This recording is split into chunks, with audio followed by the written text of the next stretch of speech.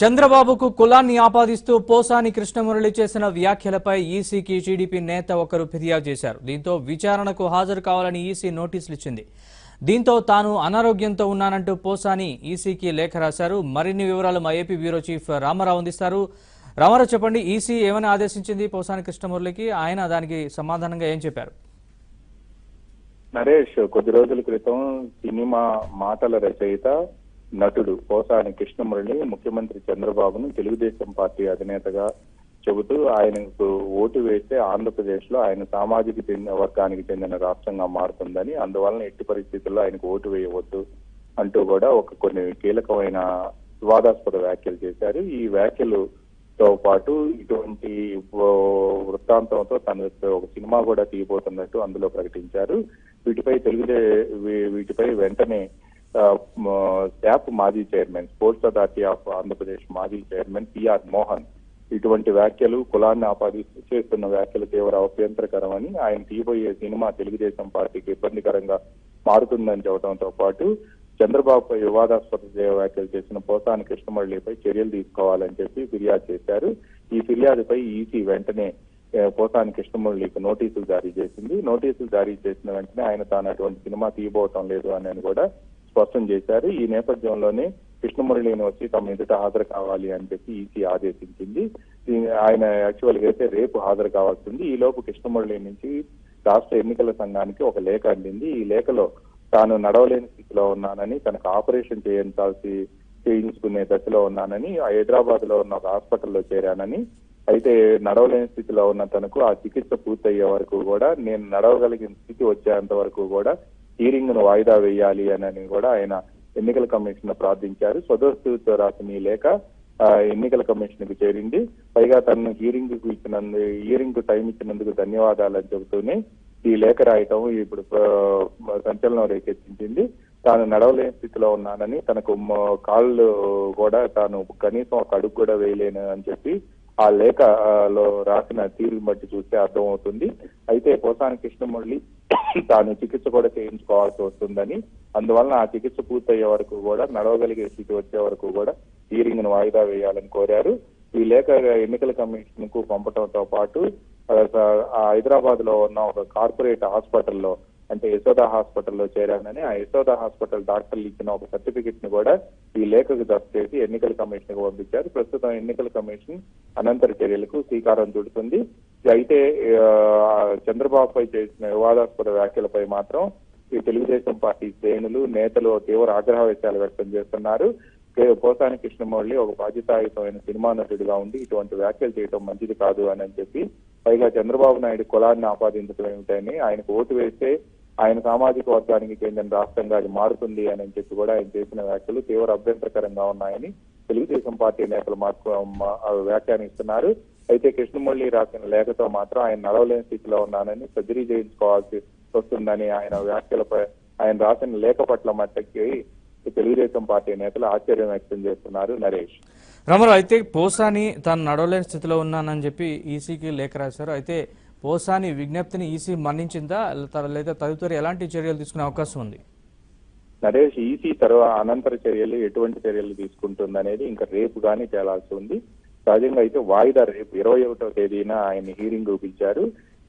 Hearing date కు ఒక 3 రోజుల ముందు ఎన్నికల కమిషన్ కు పోసాని కృష్ణమురళి తన సదస్సుతో ఈ లేఖ రాశారు. అయితే దీనిపై మరో రోజు వాయిదా వేయటమా ఏమిటి అనేది కూడా ఇంకా ఈసీ రేపు చర్యలు తీసుకోవాల్సింది. దీని ఆధారంగా ఈసీ ఇప్పుడు తదనంతరం ఎటువంటి చర్యలు తీసుకుంటుందనేది ఆసక్తికరంగా మారింది. దీనిపై తెలుగుదేశం వర్గాలు కూడా తీవ్ర ఆసక్తి వ్యక్తం చేస్తున్నాయి. ఇదే సమయంలో కృష్ణమురళి రాసిన లేఖలో తాను నడవలేని స్థితిలో ఉన్నానని ఆయన రాయటం పట్ల కూడా తెలుగుదేశం పార్టీ వర్గాలు కూడా పూర్తి స్థాయిలో ఆరాధిస్తూ ఉన్నాయి.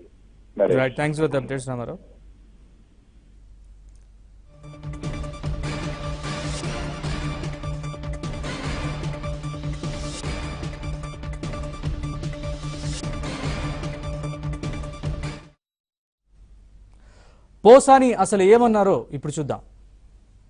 ఆంధ్రదేశంలో ఉన్న అన్ని కులాలకి, అన్ని మతాలకి నువ్వు ఒక మాట చెప్తున్నా, ఏ కులం వాడు కూడా ఇంక్లూడింగ్ కమ్మ చంద్రబాబు అనేవాడికి ఓటు వేయవద్దు.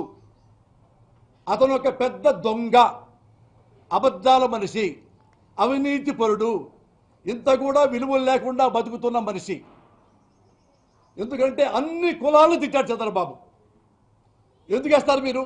చంద్రబాబు గారికి ఎవరైనా ఓటు వేస్తే అది కమ్మ రాజ్యానికి ఓటేసినట్టే, కమ్మ కులానికి మాత్రమే ఓటేసినట్టు, కమ్మ దేశానికి మాత్రమే ఓటేసినట్టు. మరొక్కసారి మీరు పొరపాటు చంద్రబాబు ఓటేసి గెలిపించారో ఆంధ్రదేశం కమ్మ రాష్ట్రం అయిపోతుంది, నాశనం అయిపోతుంది ఆంధ్రదేశం.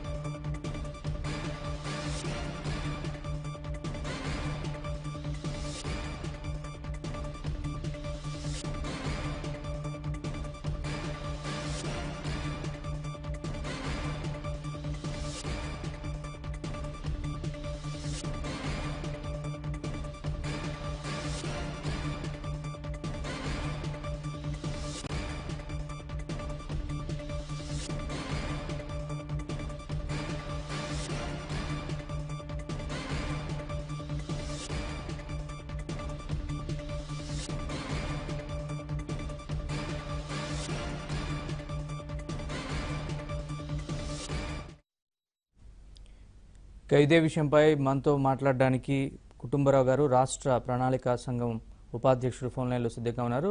కుటుంబరావు గారు నమస్తే అండి. నమస్తే అమ్మా. కుటుంబరావు గారు ఎలా చూస్తారు పోసాని కృష్ణమురళి గారు సీఎంని అలా అనడం, దానికి ఈసీ మళ్ళీ ఆయనకి నోటీసులు ఇవ్వడం, ఆయన దానికి బదులుగా నేను నడవలేని స్థితిలో ఉన్నానని చెప్పడం, తన మినహాయింపు కోరాలి ప్రస్తుతానికి అని అనడం ఎలా చూస్తారు అసలు? ఇప్పుడే చూస్తున్నానండి టీవీలో మీరు అన్నమాట చూపిస్తున్నప్పుడు ఆయన రాసిన ఉత్తరం ఈసీకిలోను ప్లస్ ఆయన నిన్న ప్రెస్ మీట్ ఏదైతే పెట్టారో నిన్న మొన్న అన్నమాట ప్రెస్ మీట్ లో ఆయన మాట్లాడుతున్న తీరు నిజంగా చాలా బాధాకరం విషయం. ఏంటంటే అమాంతంగా ఆయన హెల్త్ అంత డిటోరేట్ అయిపోయిందా? ఎందుకంటే టీవీలో మాట్లాడేటప్పుడు అంత బాగా నవ్వుతూ ఆయన స్టైల్లోనమాట మాట్లాడాడు ఆయన. ఆ మాట్లాడిన మనిషికి సడన్ గా ఆరోగ్యం అంత క్షీణించి హాస్పిటల్లో అడ్మిట్ అయ్యి ఆపరేషన్ అయ్యి తీరికొచ్చాడు అని అంటే అంత పెద్ద యాక్టరు, అంత పెద్ద డైరెక్టరు చాలా బాధపడాల్సిన విషయం ఫస్ట్ అది. ఎందుకంటే ఆయన ఉత్తరంలో నిజాలే రాశాడని అనుకుంటున్నాను. ఎందుకంటే ఎలక్షన్ కమిషన్ కి ఉత్తరం రాశారు అని అంటే వాస్తవాలు చెప్పుకుంటారు. ఎందుకంటే హాస్పిటల్లోనే అడ్మిట్ అయ్యి ఉంటారు. అవసరమైతే ఆయనకి మెడికల్ హెల్ప్ చేయటానికి కూడా ముందున్నా నేను. బట్ డెఫినెట్లీ ఆయన హెల్త్ ఇంప్రూవ్ అవ్వాలని కోరతని ఆయన వాడిన భాష మాత్రం ఏమాత్రం కరెక్ట్ కాదని చెప్పేసి నేను చెప్తున్నా రిపీటెడ్ గా. ఎందుకంటే ఒక కులాన్ని ఆపాదిస్తా ఇష్టం వచ్చినట్టు మాట్లాడటం చూస్తా ఉంటే ఆయన 2 సినిమాలు గుర్తొస్తున్నాయి ఆయన డైరెక్షన్ చేసి. పోసాని జెంటిల్మెన్ అన్న ఒకటిను, ఇంకోటి మెంటల్ కృష్ణ అని చెప్పేసి కూడా. ఏదో చూస్తూ ఉంటే combination of Posani gentleman and mental Krishna లాగా ఉంది ఆయన మాట్లాడే తీరు. ఏదైనా ఆయన మాట్లాడిన మాటలన్నీ కూడా విత్డ్రా చేసుకుంటే మంచిది. ప్లస్ నిజంగా ఆయన ఆరోగ్యం క్షీణించుంటే ఇట్స్ ఏ సాడ్ థింగ్. క్షీణించకుండా అబద్ధాలు రాసుంటే మాత్రం అంతకంటే పెద్ద నేరం కూడా ఉండదు ఇంకొకటి అని చెప్పేసి. రైట్, థ్యాంక్ యూ కుటుంబరావు గారు.